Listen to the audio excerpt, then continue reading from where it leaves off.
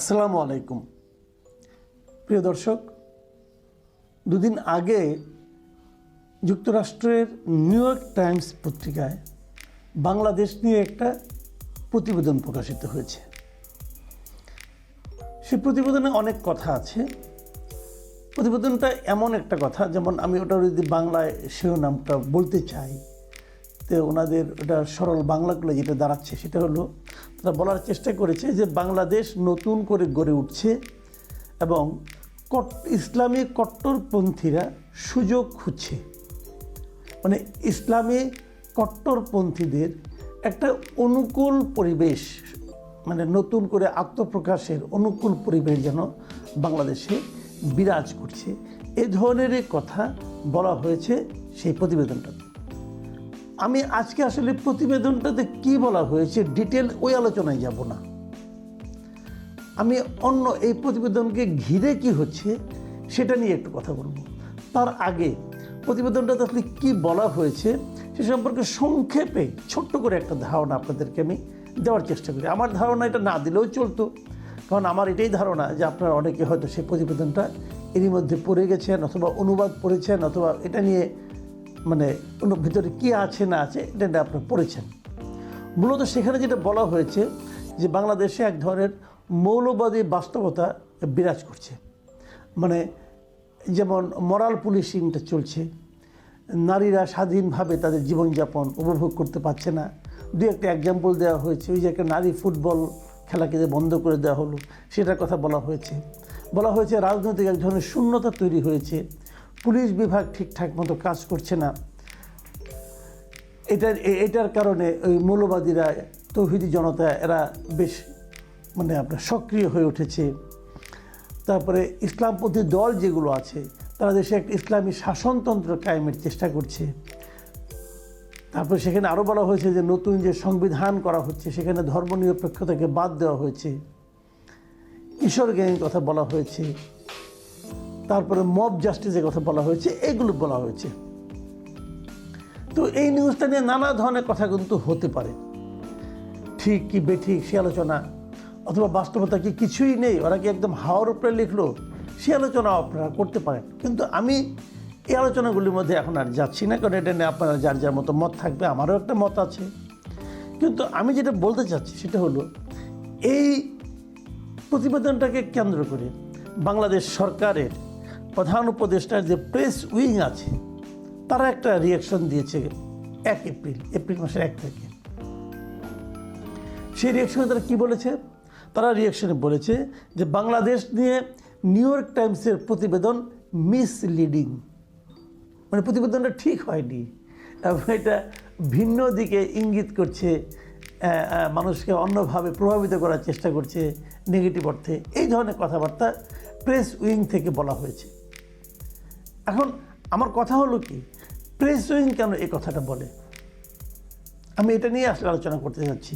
এবং press wing কী বলেছে, press wing যেটা বলার চেষ্টা করেছে, প্রেস উইংয়ের যে বিবৃতি ছিল, বিবৃতি হুবহু যেটা লেখা হয়েছে সেখানে বলা হয়েছে নিউ ইয়র্ক টাইমসের এই নিবন্ধটি বাংলাদেশ সম্পর্কে একটি বিভ্রান্তিকর ও একপক্ষীয় ধারণা তৈরি করেছে, যেখানে দেশটিকে ধর্মীয় চরমপন্থার করাল গ্রাসে পতিত হতে চলেছে বলে উপস্থাপন করা হয়েছে।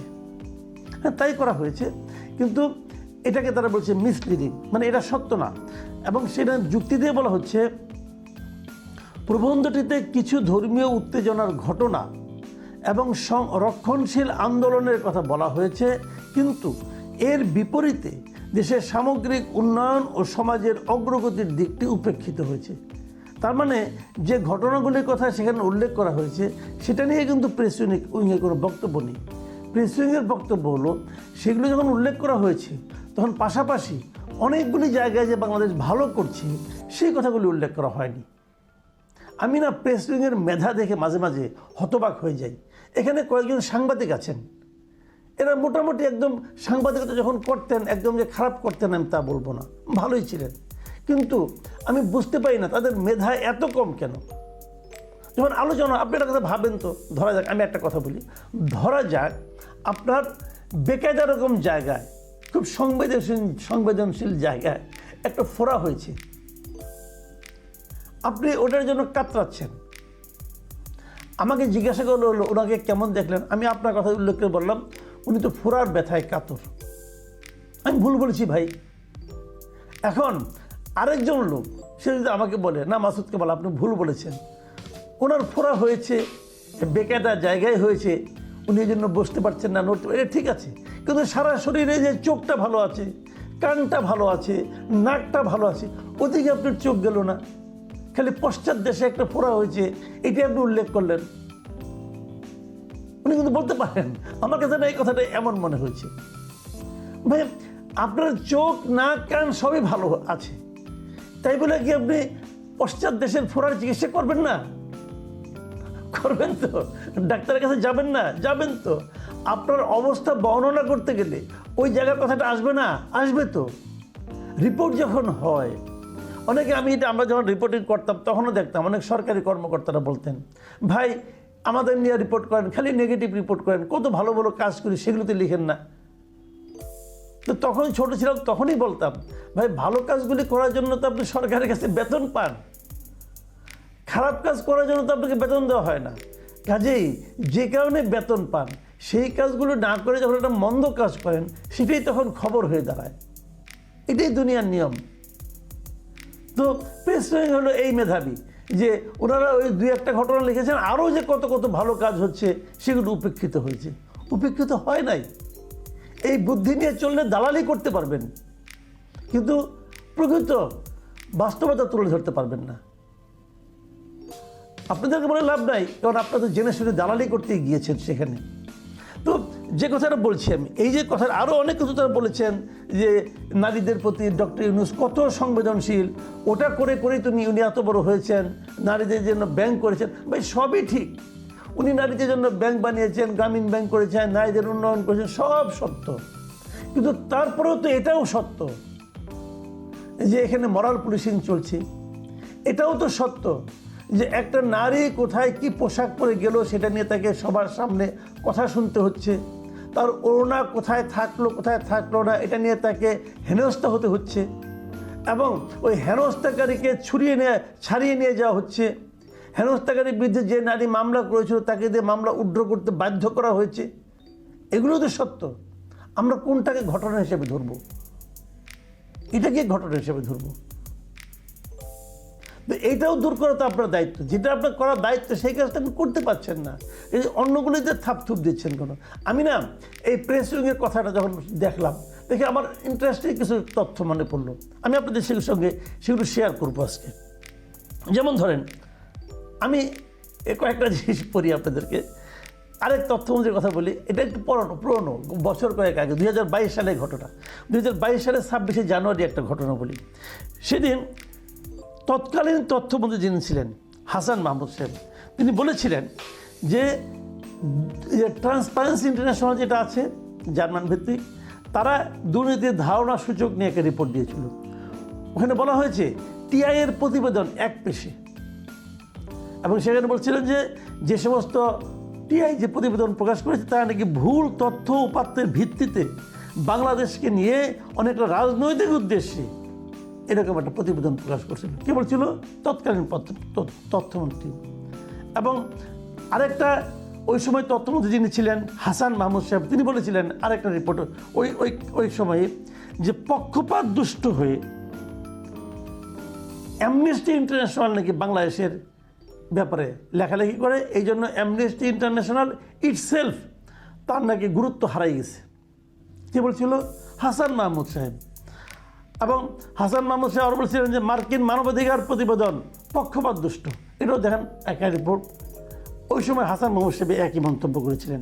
আচ্ছা ঠিক আছে, তারপরে দেখুন তারপরে যিনি তথ্য প্রতিমন্ত্রী হলেন মোহাম্মদ আরাফাত, তিনিও কিন্তু রিপোর্টার্স উইদাউট বর্ডার্সের প্রতিবেদন ভুল ও অর্ধসত্য এই মন্তব্য উনি করেছিলেন।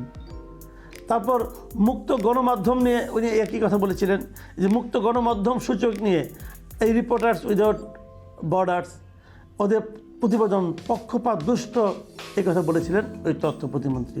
মানে একই ভাষায়, যে ভাষায় আজকে প্রেস উইং কথা বলছেন, ঠিক এই একই ভাষায় আওয়ামী লীগ সরকারে যারা তথ্যমন্ত্রী ছিলেন কথা বলতেন, আওয়ামী লীগ সরকারের মন্ত্রীরা কথা বলতেন একই ভাষায়।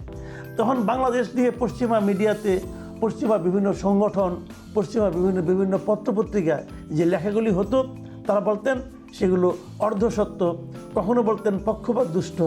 আর আজকে আমাদের প্রেস উইং বলছে যে পক্ষপাত দুষ্ট।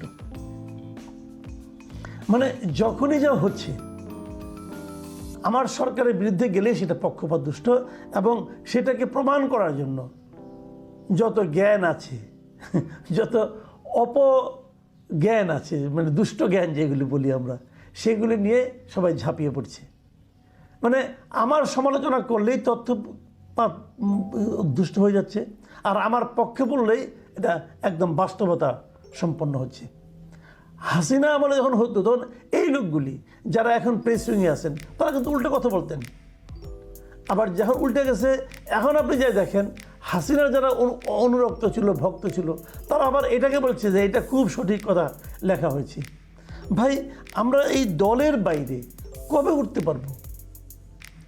এইটা নিয়েই আমার আপত্তি যে ভাই দলের বাইরে উঠেন, বাস্তবতাকে মেনে নেন, বাস্তবতাকে স্বীকার করেন। বাস্তবতাকে স্বীকার করলেই কেবল বাস্তবতার যে ভুলগুলো আছে, সমস্যাগুলো আছে, সেগুলো নিরসন করতে পারবেন। যদি আপনি ফোড়ার অস্তিত্বকে স্বীকারই না করেন, তাহলে ফোড়ার চিকিৎসা কীভাবে করবেন? তো সারা জীবনকে পশ্চাৎ দেশে একটা ফোড়া নিয়ে ল্যাংচায় ল্যাংচায় হাঁটবেন, আর আমরা বলবো দেখেন কি সুন্দর ক্যাটওয়াক করছে। বড় অদ্ভুত, বড় নির্মম। প্রিয় দর্শক, এখন এ পর্যন্তই। আল্লাহ হাফেজ। পলাতক শেখ হাসিনা 1 বছর পরও মাটিতে নামলেন না, জনগণের মুখোমুখি হলেন না, তবে আক্রমণ চালিয়ে গেলেন ভার্চুয়ালি। প্রশ্ন উঠছে, এই কি জননেত্রীর দায়িত্বশীলতা? শেখ হাসিনার ভাষণে ছিল একগুচ্ছ হুমকি, পুরনো অভিযোগ আর বিরোধীদের দোষারোপ। কিন্তু প্রশ্ন হচ্ছে, নির্বাচন নিয়ে কোনো জবাব নেই। ডক্টর ইউনূস, সেনাবাহিনী, গণমাধ্যম সবাইকে একহাত নিলেন, অথচ নিজের দলের ভেতরের দুর্নীতি নিয়ে একটাও কথা বললেন না। তিনি দাবি করলেন দেশ উন্নয়নের পথে, কিন্তু সেই উন্নয়ন কি শুধুই ভার্চুয়াল? যেখানে জনগণ নেই, গণতন্ত্র নেই, ভোট নেই, সেখানে কিসের উন্নয়ন? 1 বছর ধরে দেশের বাইরে থেকে ভার্চুয়াল বক্তৃতা দিলেও তিনি দেশে ফিরছেন না কেন? জনগণের সামনে দাঁড়াতে ভয় পাচ্ছেন কেন? আইন আদালতের মুখোমুখি না হয়ে কেবল হুমকি ধামকি দিলেই কি নেতৃত্ব প্রমাণিত হয়? এটাই কি সেই নেতৃত্ব যার উপর বাংলাদেশ ভরসা রাখবে? বাংলাদেশের ভবিষ্যৎ কি ভার্চুয়াল বক্তৃতায় বন্দী থাকবে, নাকি জনগণ এবার নিজেদের সিদ্ধান্ত নেবে মাঠে নেমে? আপনার মতে শেখ হাসিনার ভার্চুয়াল বক্তব্য কি বাস্তব রাজনৈতিক দায় এড়ানোর চেষ্টা, নাকি কৌশলগত পাল্টা আক্রমণ? তো আজকে এই পর্যন্তই, কিন্তু প্রশ্নগুলো এখানেই শেষ নয়। এই দেশ, এই রাজনীতি, এটা আমাদের সবার। আপনি, আমি, আমরা সবাই মিলে গড়ে তুলব সচেতনতার একটা মঞ্চ। আপনার ভাবনা, আপনার চিন্তা এবং আপনার মতামত আমাদের দরকার। তাই কমেন্টে লিখে জানান এই মুহূর্তে আপনি কি ভাবছেন এবং আপনি কোন দিকে তাকাচ্ছেন। রিপাবলিক অ্যান্ড পলিটিক্স কেবল খবর বা বক্তব্যের জায়গা নয়, এটা একটা ভিন্ন মতের প্ল্যাটফর্ম। এখানে প্রশ্ন করার সাহস আছে, সত্যের পেছনে ছুটে চলার স্পর্ধা আছে। চ্যানেলটি ভালো লাগলে অবশ্যই সাবস্ক্রাইব করে পাশে থাকুন, কারণ একটা ক্লিকেই হতে পারে হাজারো অন্ধকার ভেদ করে আলো খোঁজা শুরু। ফিরছি পরের পর্বে আরও খোলামেলা বিশ্লেষণ নিয়ে। সে পর্যন্ত সবাই ভালো থাকুন, সুস্থ থাকুন। আল্লাহ হাফেজ।